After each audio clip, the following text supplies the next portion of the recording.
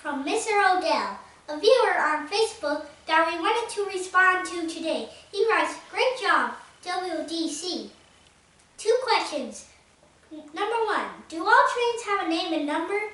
What does the number represent? 2, why is it not called 4,501? Really?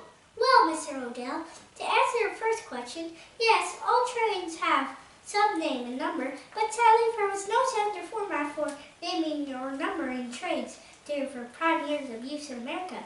It was up to the company by order of production of the locomotive to give it a name and number. Most of the time, the nicknames given to trains were for marketing purposes to attract more passengers to ride a certain gas like the Orton Express or the Flying Scotsman. While the Southern Railway chose the 4501 number for my favorite locomotive, the Mikado name is just as important because it lets a true rail fan know immediately what type of steam locomotive it is. Now, as for your second question... Wait. Let me handle the second question for you, Oz. I got this. You've got to be kidding with this second question, Odell. You're just yanking our chain, aren't you? I mean, come on. We're talking about serious, hard-working railroad men here. They had schedules to keep. They didn't have time to be like, "Oh, Silas, did you remember to fill up the water tank on the 4,501? No, man. They got places to be. They said 4501.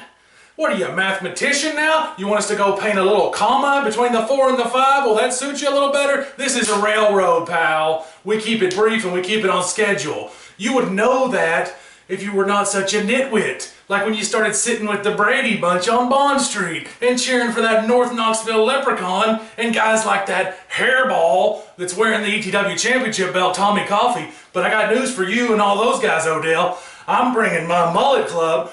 We're coming back to Knoxville on March 10th at the Cotton Eye Joe. That's right. And we're going to take on both those last 2 imposters to hold the ETW belt. And we're going to lay them to waste. We're rolling in like a steam locomotive on March 10th with all the proceeds, because we're such good guys. All the proceeds are going to go to the Pat Summitt Foundation. So I expect to see you there in the front row, Odell. If you have to ride the 4501 to get there, or find out where the 4,501 picks up at, you get yourself to the Cotton Eye Joe on March 10th. You watch the Mullet Club run roughshod over those guys that you like to cheer for because you're such a nitwit with your picky questions.